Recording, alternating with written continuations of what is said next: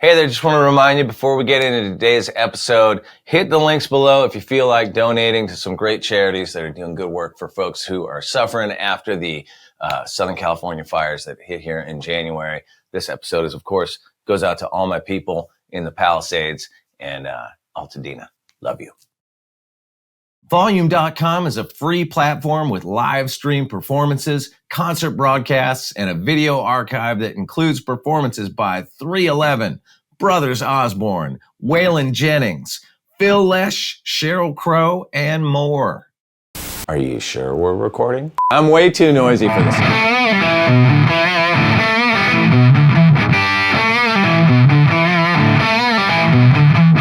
I already got lost. It starts up here.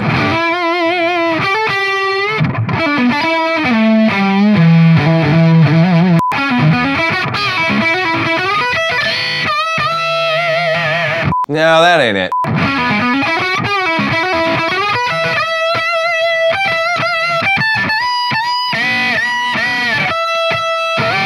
So what's that last like?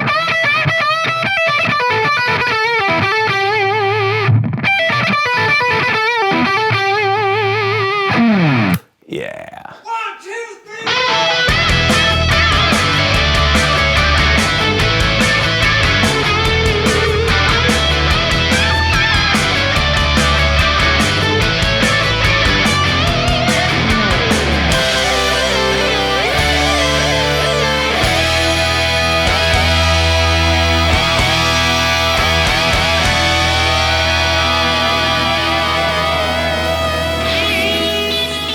Hey everybody, it's Chris Shiflett and you're watching Shred with Shifty. Thanks for tuning in. Don't forget, if you want to catch the ad-free versions, you might already be watching this on volume.com/Shifty, but if you want to catch those ad-free versions of this show, get on over to volume.com/Shifty. And there's also lots of bonus content that you can't see anywhere else. So get over there and check it out. Finally, we're getting to the episode for this season 2 that I've been waiting for the whole time because I have been a huge fan of Craig Ross's guitar playing since I was a wee lad back in the Broken Homes days. Used to go see him play around LA and I've always loved his guitar playing. I've always loved his style. You know him as the longtime guitar player for Lenny Kravitz. He's played on all those hits. And today we're gonna cover his solo from Are You Gonna Go My Way? This is Craig Ross on Shred with Shifty. Hey Craig, nice to see you. What are you playing today? I'm playing an Ibanez, I think it's called a 2393 from the early 70s, probably 72, 3, 4.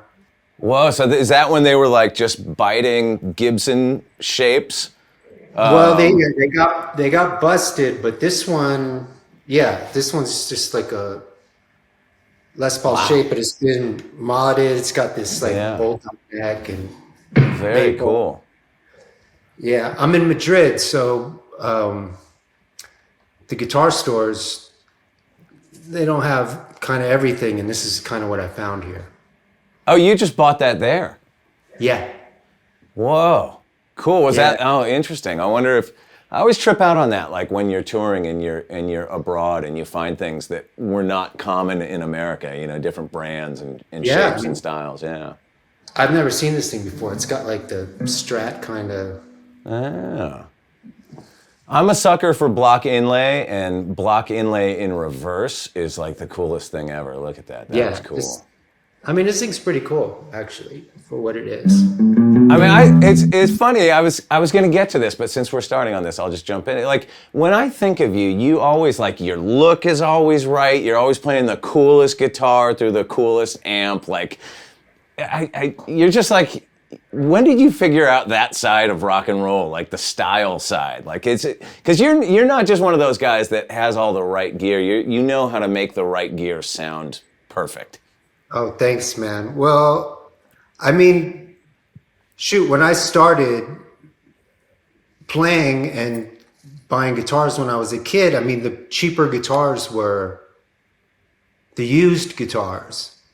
And so I think my first guitar was a Ibanez Les Paul Custom, which was one of those lawsuit vibes. Yeah. And then I think the next guitar I bought was like a Strat right out of the shop, and then I had a Walnut 335, and I've always had.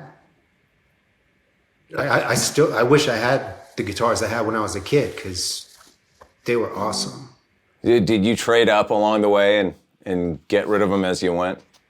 Yeah, you just trade up. So like if I got into I don't know who and Chuck Berry, so I want a 335, so I'd get rid of whatever that Les Paul thing I had and then get that. Or when I got into George Harrison, it's like, oh, I want a 12-string Rickenbacker, so right, I'd trade up or figure out a way to find one.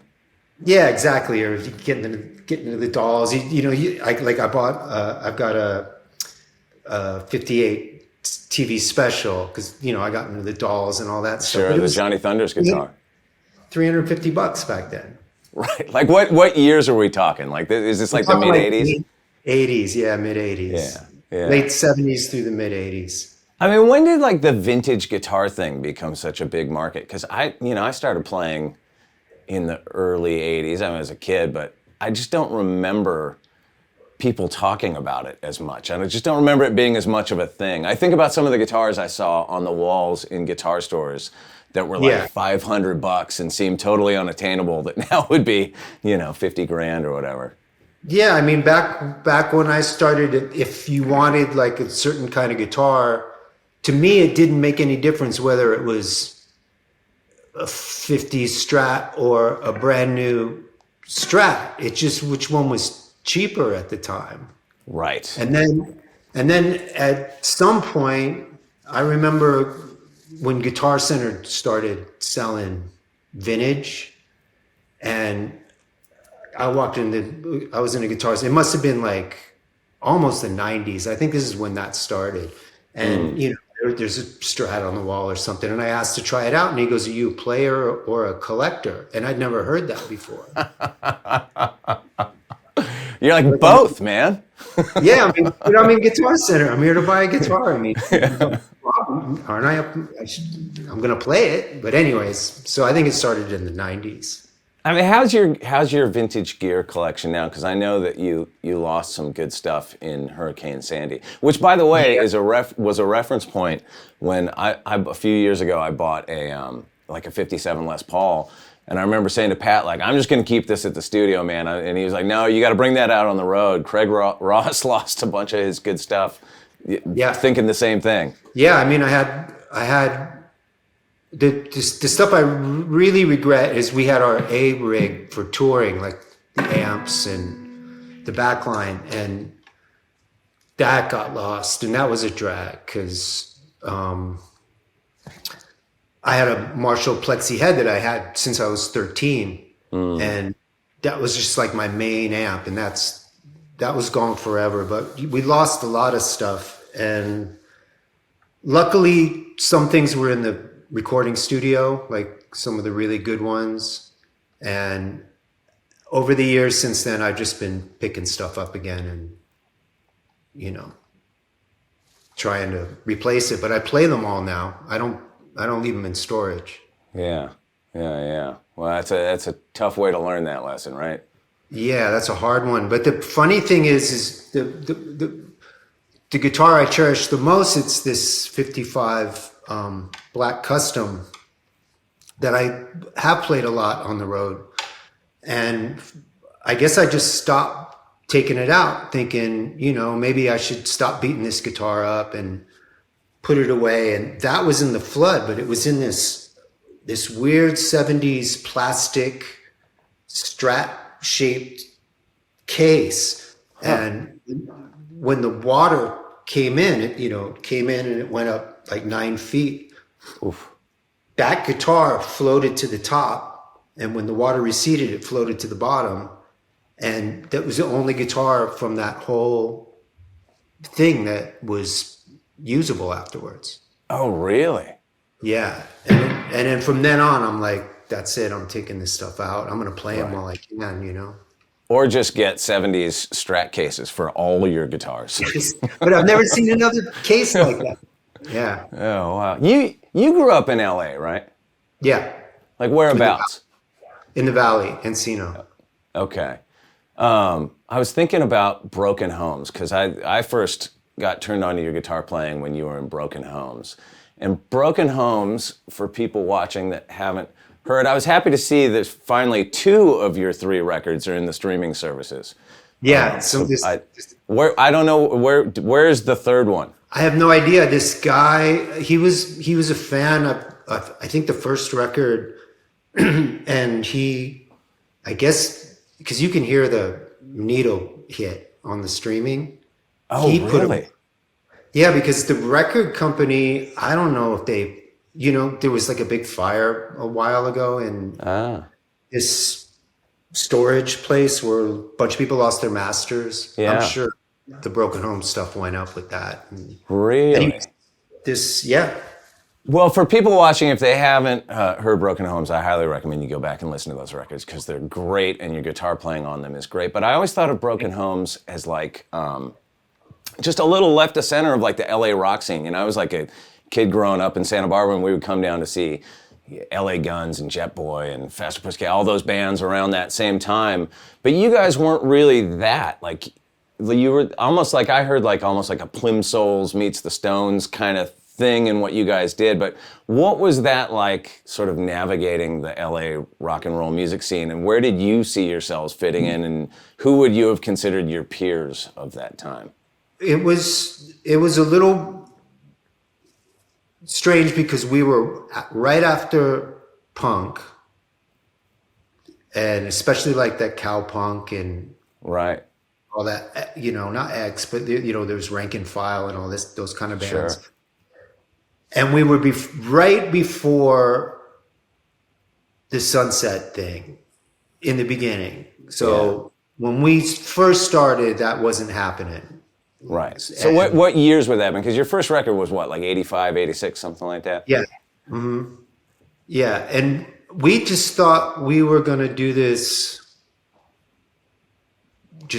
rock and roll thing. It wasn't, it didn't have really any metal in it. It was like this rock and roll thing. It's like we were into the Dolls, but we were all into Chuck Berry and Sly Stone and the Stones, of course. Sure. But we were into this classic thing, and we kind of, I guess, fell through the cracks because we were right before the LA thing exploded. In fact, I think we were one of the first bands, really, those LA kind of bands to get signed. But, and we didn't necessarily play we didn't play Gazzarri's. We played maybe the Roxy, and the Whiskey, but we weren't like a Sunset Strip band. We were still, we had like a foot into the punk thing that was like right before it. Right. I actually, and I feel like I must have told you this at some point over the years along the way, but me and my friend Luke, right when we moved to LA, we got to roadie for you guys at Club with No Name. That's cool. I know, it was like a way, I think it was like we were like, it was a way to get around the fact that we weren't old enough to get in the club, Right. But it makes me giggle because like, you guys were like a real band, and you obviously were like a very accomplished, great guitar player with great sound. Like I could barely work my own amp, so I don't even remember like what I did. I think we just maybe carried your gear in or something. That's awesome. You don't remember what gear that was, do you? No. Probably I just remember. You remember Club with No Name on like Highland. I want to say, yeah. I just remember it being in that room. Yeah. That place was cool. So did you take a lot of lessons growing up? No, I took a little bit when I first started. I had this cool teacher from Texas, and but he was like a rock and roll guy. So I would just go in and go, "Can you teach me this George Harrison song?" And he'd just kind of figure it out, and show it to me, and it was kind of like that for a while. Right. Like who would you say your primary guitar and really specifically lead guitar influences were? Back then, it was definitely Chuck Berry. I was really into the Beatles. And eventually Hendrix crept in and that kind of stuff. But definitely in the beginning, it was like I listened to Chuck Berry a lot. I listened to Buddy Holly. Oh, wow. Yeah, and a lot of Beatles, because I guess all that stuff turned into the Beatles somehow. Yeah. So all the sort of melodic, real musical players. Yeah. It wasn't really fast kind of stuff until much later. So you were playing with Broken Homes until the early 90s. So how did you wind up connecting with Lenny Kravitz and joining his band? I was living in this house with Kathy Valentine from the Go-Go's. She was the bass player. Sure. And at that time we both weren't doing a lot, but what we were doing a lot of was shooting pool. We go shoot pool all the time. Okay. And Broken Homes, we'd done 3 records, and I think like after the 3rd record, we weren't planning on going out on the road, and things weren't going great. So I was kind of looking for a way out anyways. And we went to this pool hall on Sunset. It was the athletic club. I think the building's still there, but yeah. Anyways, to make a long story short, Lenny was in there one night, and Kathy said, "Oh, I know that guy," because Lenny used to hang out at A&M Studios trying to get in on sessions and things like that, and that's where the Go-Go's used to make their records. So she remembered him. She remembered him when he was a kid. So she's like, "I know that guy," and she went up and said hi to him, and how you doing and all that kind of stuff. And he said he was looking for a guitar player, and she said, "Well, he's over there." So he did, I got introduced to him, and he said, "Tell you what, when you finish your game, can you come to this house I'm staying at?" And I said, "Sure." And I think Mama Said had come out like a couple days before. Okay. And I liked So what's his that stuff. Like? He's like 2 or 3 records into making records. One. And Second record. It had just come out, but I really liked his first one. And his second one had just come out, and I was checking that out. And so we just jammed in this little apartment, me and him. He had a bass, and I already kind of knew how to play most of his stuff anyways, just from listening to it. Sure. And he said, "Cool." He said, "I'll give you a call." So the next morning at like 9:00 in the morning, he called me and he said, "Learn all my songs and show up at rehearsal." And that was it. And pretty much every day since then, it's like we've been hanging out or working or doing something. It's amazing. I mean, it's you guys have had such a long creative partnership, and I feel like your guitar playing and his voice it's just the perfect blend. You guys work so well together. At least from the outside looking in, like, what do you account for that? Like, what is it about your sort of creative partnership or friendship or whatever it is that has sustained that relationship over all these years? Because it's kind of strange, like for a solo artist to have that. It'd be like if Mick Ronson had been with Bowie the whole time. Exactly. Well, I mean, I think we both have a lot of things in common as far as what we like musically. So there really isn't a lot of like verbal communication about stuff. It's pretty intuitive, and he's usually into what I'm doing, and I'm into what he's doing. So there's that, and the fact that we're just I think we're open with each other, and just kind of let things happen. There's not a lot of, no, I don't want to do this or I don't want to do that. It's like, sure, let's see where that goes, or Right. Yeah, let's try that. Well, it's interesting. So the song that we're focusing on today, Are You Gonna Go My Way? Like, before we get into the solo, even just the main riff of the song, I always wondered how you guys put this together, because it sounds like you took a snippet of one of your guitar solos and built a song around it. So how did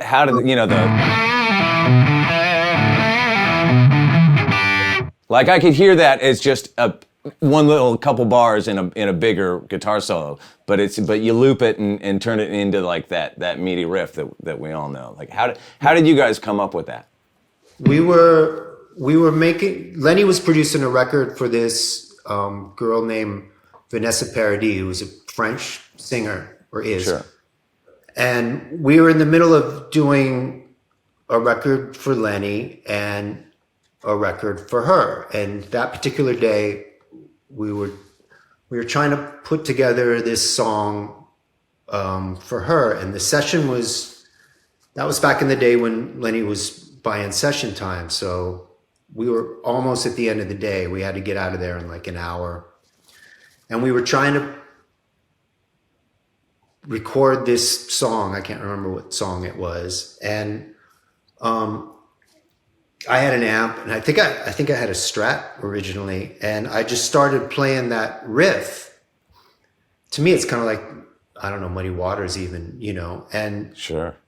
I was playing that riff, and Lenny goes, "Whoa, what's that?" And I said, "I don't know. I just started feeling that." And he felt it too. So he was like, "Oh, cool. Well, why don't you put on a Les Paul and try it that way?" And then, sure. And then pretty much a half an hour later, we had it cut. Happened just like that. Right. So he just basically said, "Go." So we started playing. So I started playing it, and we're going. And then all of a sudden I'm like, well, it's got to go somewhere. So I went up to the G, and so far so good. He didn't stop. Everything's cool. Oh, because he's playing drums. He's playing drums, and Right. I'm playing guitar. And we had a bass player at the time, Tony, who was in the control room, and he was playing along. You can kind of hear that sometimes he's not necessarily sure where we're going because we don't know ourselves. Right. And we got pretty far into it before we had to go, wait a minute, what is this that we're doing? Like even the all that kind of stuff that just came from, that was the only time we ever did that. Was he just did it on the drums, and I followed him, and that was it. We didn't plan that. It just came out, and I think we got all the way to the bridge before we had to stop and go, well, something else got to happen now. Right. And it happened really, really fast. So once you got the music on tape, did you then go back and overdub the solo? Because the solo sounds, it's such a memorable, great, long solo that you didn't hear a lot of that in the early 90s, in kind of alt-rock land. And not that that's exactly what you guys were, but like it really stretches out. Like it just doesn't feel like you're in a rush. And it feels really off the cuff, but it's all really memorable, and you could like sing it at the same time. Well, we like I said, I think we stopped, and then Lenny came up with that part. And then we had recorded it, and I think we had recorded the whole track all the way till the end. And then it was time to go. We had 15 minutes left, and it was time to go. But the amp was set up and the mic was set up, and I said, "Look, can I go and just put another part on top real quick?" And all I meant to do was the octave bit. And so they rolled the tape, because it was tape back then, and I played that bit. And when it got to the solo, I just thought, that section anyways. I don't know if Lenny thought that was going to be a solo or something else. I have no idea. But I just said to myself, well, I'll just play a solo, and they can always erase it. And then finished the take, and then went in the control room, and they were like, that was a cool guitar solo. And that was it. So that whole thing was just the one take from beginning till the end. No way, really? Yeah. I mean, I didn't really intend that to be the solo. I just said I'll play a solo.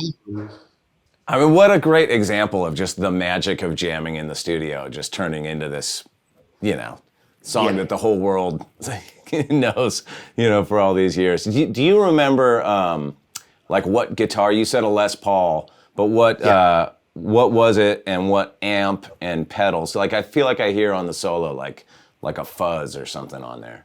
It's Lenny has this. I think it's a 58 gold top. No, sorry, it's like this conversion thingy. It's like probably a 54. But with PAFs in it now? But it's got something in it. I don't even know if it's a PAF, but I think it is. And that guitar I loved. He had just got it. And that was like the first, well, it wasn't the first 50s Les Paul I was there, because I played some in Broken Homes before, but it was like this cool 50s. Loved it. The neck's amazing. We still play it we still use it for everything.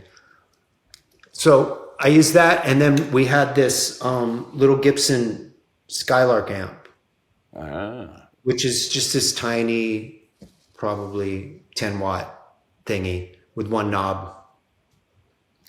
And that's it. Really? No, there's no overdrive pedal on it? No, it's just that. Oh. Well, then my tone today is going to be way too fuzzy because I stuck a fuzz on it. I mean, there's like some Mike Pre breaking up afterwards, for sure.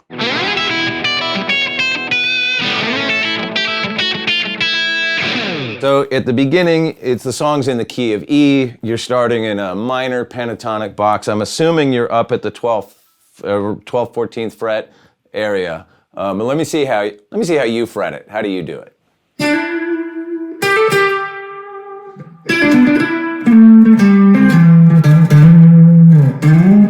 Then I change over here. Okay.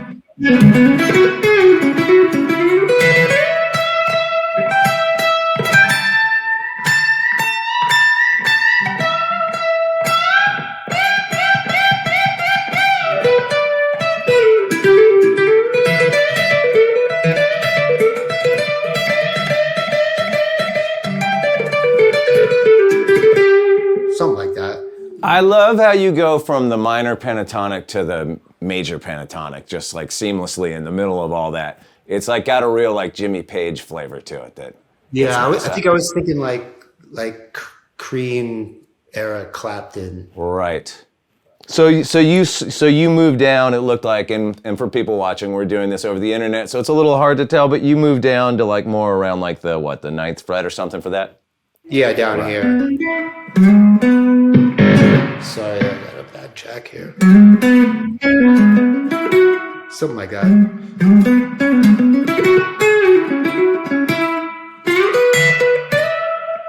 That's how I get it. Okay, that's how you. I was trying to figure out how you did that because I couldn't figure out a way that made sense for my fingers.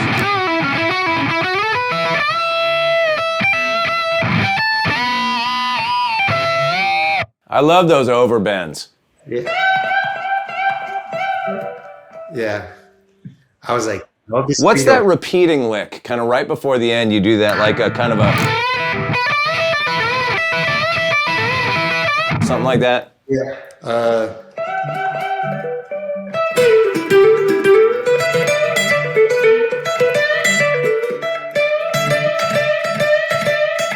Yeah, that one's It's just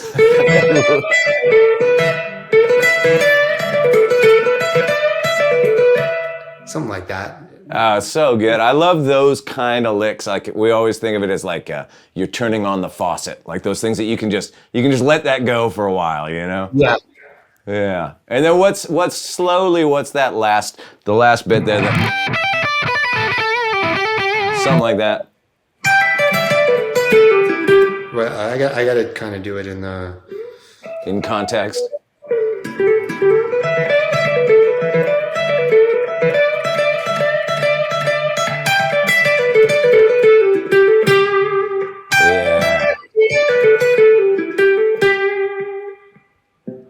Yeah. So good.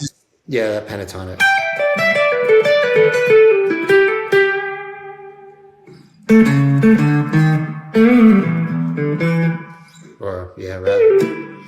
Nice. What's the little walk up back to it? Is that just like a pentatonic thing from the? It's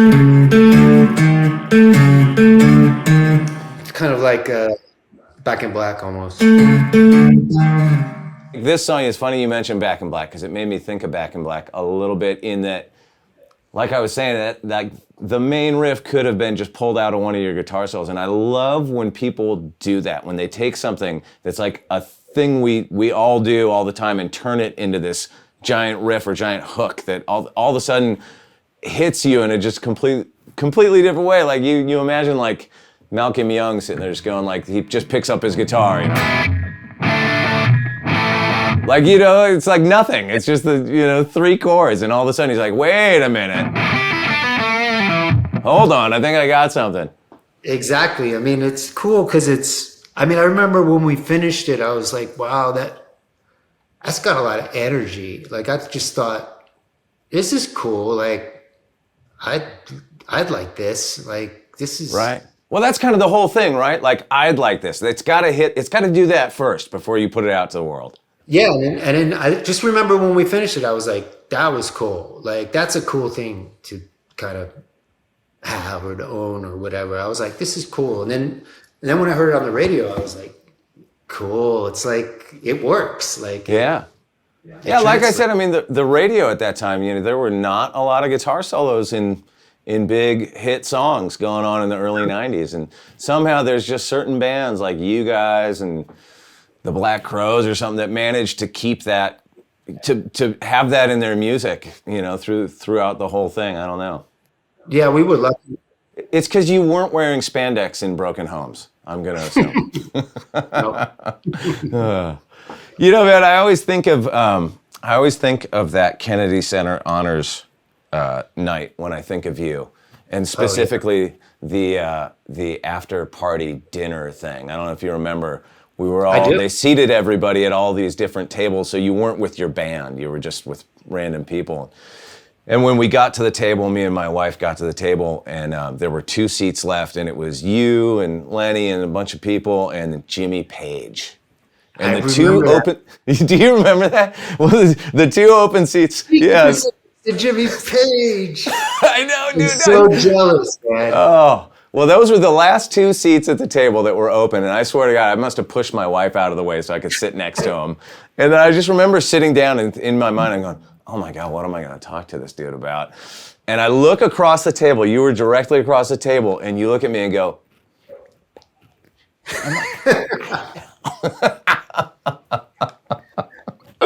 all I was thinking about, I was like, what do you say to Jimmy Page when you're sitting next to him? What did you say to Jimmy Page? Well, I had just watched that documentary that he did with The Edge and Jack White. And in that documentary, he was playing a bunch of old rockabilly records. So I started talking to him about like Johnny Burnett, stuff like that. And it was great. We had a great conversation until I said, dude, I'll be in a band with you. And then that kind of shut things down. If you're putting something together, call me. And they was like, all right, okay, I'm going to go over here now. Got a little carried away on that one, Craig. Yeah, well, that was an awesome night. What are you going to do? Hey, can we take some questions from the fans? Absolutely. All righty. Got some fan questions here. I Am J Mono asks, what are Craig's thoughts about amp modelers? We thought about it. We even I don't know what's the word when you take your amp and you put it in the box or whatever, and right. They don't have the air that an amp has. Right. They're not bad. They just, for me, they don't have the air. But then again, you know, there's not everywhere you can play a 50-watt Marshall either, because sure, they're loud. So I get them, but as long as I get away with carrying that stuff to gigs, I'm going to use it. Totally. That's exactly what I say, man. As long as I've got a crew, I'm going to bring all the amps. Exactly. Well, I'm curious, you know, you said you can't always play a 50-watt Marshall. Like, what do you do when you have to do an underplay? Like, let's say you're just doing some, like, you know, party club show. Like, what do you play through?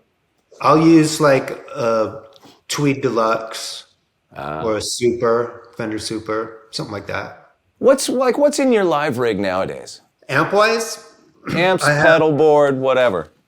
amps. I'm using a small box Plexi 50. I got an Ampeg V2, which sounds amazing. A Tweed Deluxe, a Dual Showman, a Blackface, and one of those Supro Black Magics, which are cool, and that new Gibson Falcon, Okay. which has a similar vibe to those, like the Skylark we used for Are You Gonna Go My Right. Way? Wait, so is that something, are you doing like combinations of those amps at the same time, or are you just moving Just between each of them? just going Moving between around. each of them. So like, Oh, wow. and also this year, way back in the Broken Homes, people would always tell me, you got to get this amp, or this is what I was like a kid, and they were like, this is what you need, this is what you need. And so I ended up, way back in the 80s, I bought a Soldano, 100 watt. And my brother had that in his garage since I don't know when, since the early 90s. And I saw it the other day, and I was like, oh, I wonder if that thing still works. And so I ended up taking that out too, and that sounds kind of cool. God, your tech's got his hands full getting all those levels balanced every day. Yeah, it's a little squirrely. Yeah. But then That's again, cool. it's a big band, so it all depends. Like if we're really going full out and the drummer's really hitting it, all that stuff kind of works. And then when we, That's a lot of different looks you can get. yeah, it's pretty amazing. With pedals, we live in this kind of amazing boutique-y gear renaissance era now. Like I'm sure you have a bunch of great old classic pedals and stuff, but what about new boutique-y, versions of all the old stuff? Is there anything you particularly like? Well, I was just in Greece, and I met this guy. It's Crazy Circuits, I think that's what they're called. Yeah, and I tried out a bunch of his stuff, which I really liked, and I took home a bunch of it, and I'm kind of looking forward to when we get back together again, because I'm going to try to start using that stuff. Oh, cool. What kind of things does he do? What's he like? He's got like he does. He's got reverbs and tremolos, and he's got these pedals that do all kinds of things like in stages. So you've got some really cool reverbs, some really cool modulations like phasers and flangers, and then some cool overdrive vibes. And he goes for like the sound of like amps, like this is like a high watt kind of vibe, or this is this kind of vibe. And they've got a cool vibe to him. He makes this compressor that's quite active, but you could do a lot of stuff with it, which is cool. Nice. So I haven't put it in the rig yet, but Do you remember, you just said flanger, do you remember off the top of your head what the flanger was on Are You Gonna Go My Way in that B section? Because it's that great like jet engine sound. that's 3 multi-track tape machines, the old school way.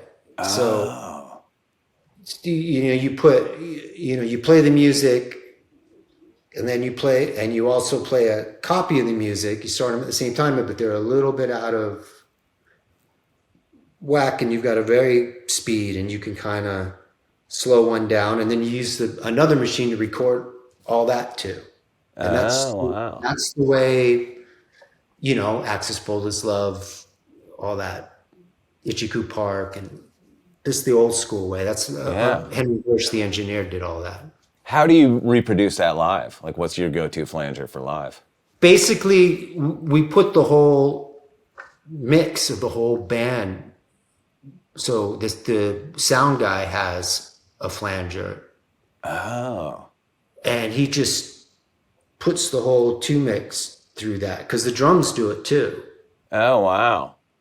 So everything Wow. just flanges for a second, and then he pops it out.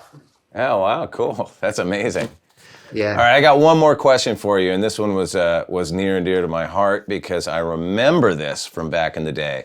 What a Fuzz asks, I keep hearing about the side project supergroup called Stronzo from the late 80s, early 90s with you, Sammy Yaffa, Mark Ford, and others. Any juicy memories of that project? Because the lineup seems magical. I remember Stronzo like playing at the Coconut Teaser and stuff. That's right. That was Sammy's thing, and there was a lot of people in that.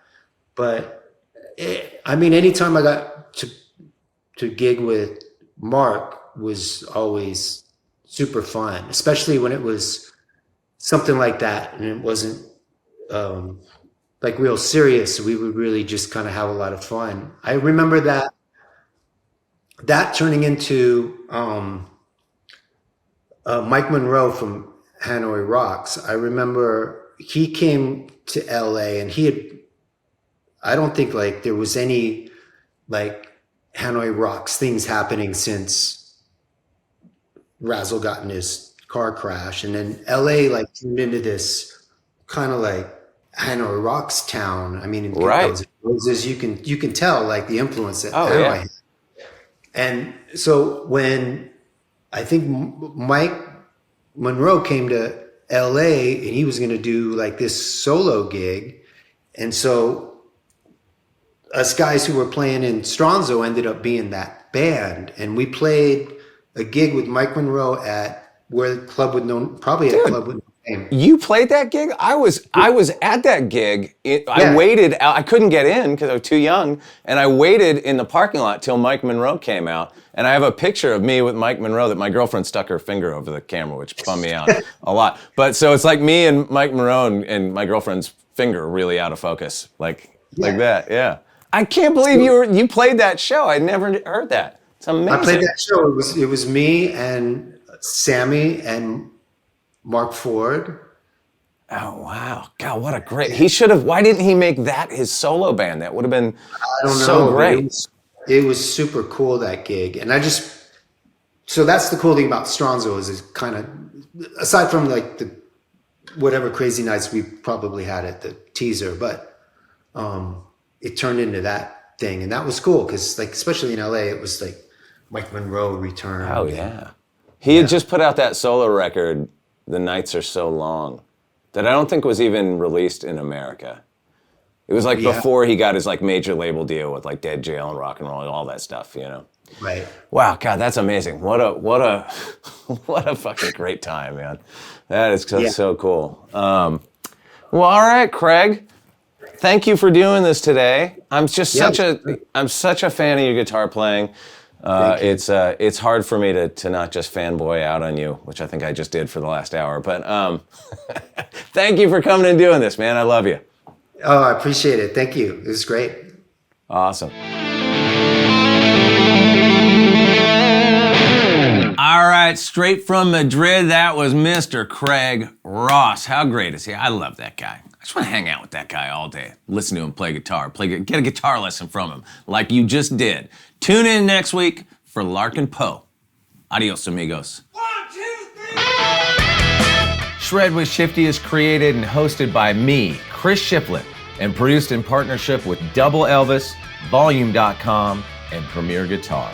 Shred with Shifty is produced by my long-suffering friend, Jason Shadrick. Our executive producers are Brady Sadler and Jake Brennan for Double Elvis. Our video editor is Addison Savan. Graphic design by Megan Prawley. Engineering support by Matt Tahaney and Matt Bowden. Special thanks to Chris Peterson, Jamie Demas, Greg Necrone, Ben Holst, John Romero, and the entire Volume.com crew.